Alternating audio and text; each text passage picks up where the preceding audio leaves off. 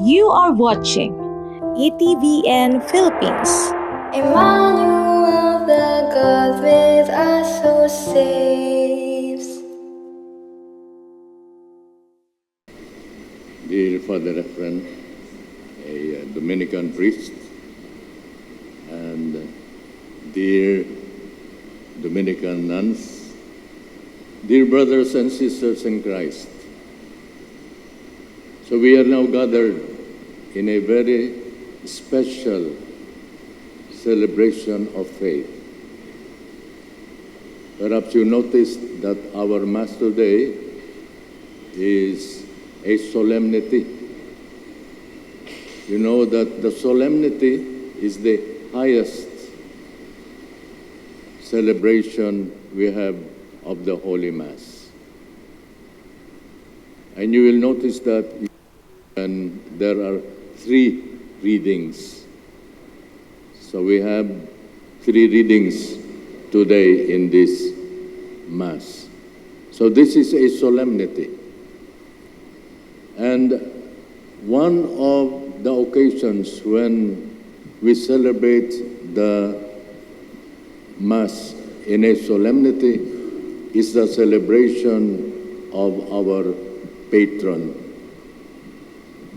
So it is customary that we as Christians express our being one body in Christ, all of us believers, the communion of saints, by our having a patron or patroness in life. So individuals have patrons, families, basic Christian communities, smaller communities, religious congregations. They have also a patron or a patroness. And the annual celebration of the patron or patroness is a solemnity. So we are here to praise and thank the Lord for the help that Saint Dominic has so far extended to this Augustinian community. And we know, to this Dominican community. So the Dominicans have Saint Dominic as the patron because he is their founder. And many of us also choose Saint Dominic to be our patron. And as our patron, we recognize that he is indeed a very great proclaimer of our faith, that he lives his faith in a very special way, and that he is most happy to help us live our faith truly. So Saint Dominic is known for many deeds and many writings that he has made.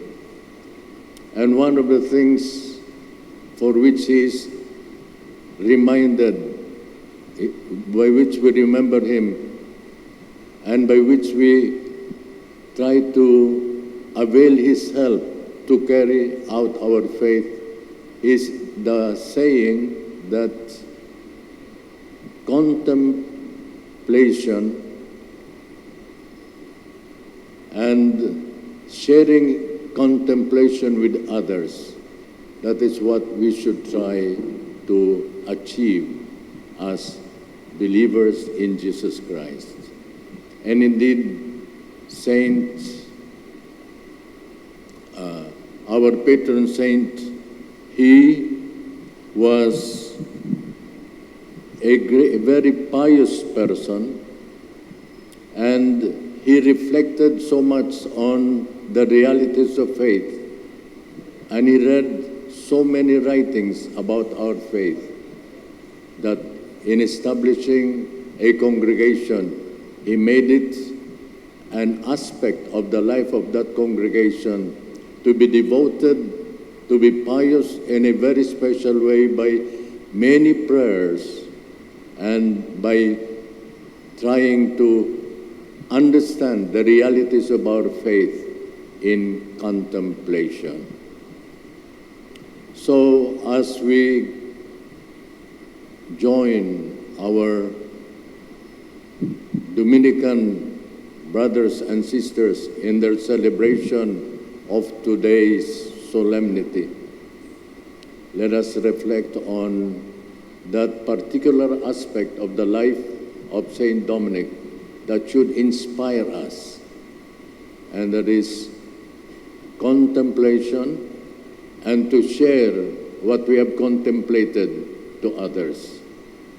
So, dear sisters and brothers, our life of faith should be a life that is realized, that is understood as related with God, and the realities of this relationship with God should be the basis of our life. And these truths, we usually understand them through prayer, but not just praying, prayer that is a contemplation. Prayer is supposed to be a contemplation. That means it is an act by which we recognize the presence of God and by which we try to understand the realities of our faith and to value them and to try ourselves to live them out together. So prayer is supposed to be always a contemplation. Usually when we say, let us pray, it is something we may say that is very, very external. It is a moment where we show externally that we are communicating with God. But prayer is not just that.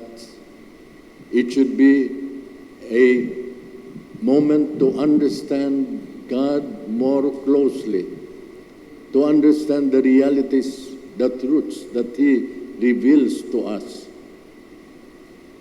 So our prayer is not just uttering words. Prayer, using words, should actually be an effort with the help of the Holy Spirit to understand what we are saying in our lips, to nourish in our heart what we are saying by our lips. For instance, all of us know, of course, the Our Father, the Lord's Prayer. And so many times we pray it. And it is sad to say that most of the time that we pray the Our Father, we say it automatically. We share Our Father, but just the words that Jesus left us. We fail to see the meaning that is expressed in the words that we say. And actually it is that understanding and the acceptance of that truth that constitutes the beauty of prayer. Like, for instance, we are used to say the Our Father and to call God, as Jesus taught us, our Father. But how many of us really realize and understand what our lips say when we say our Father? How many of us realize that indeed we are expressing one of the greatest realities, one of the greatest truths of our faith?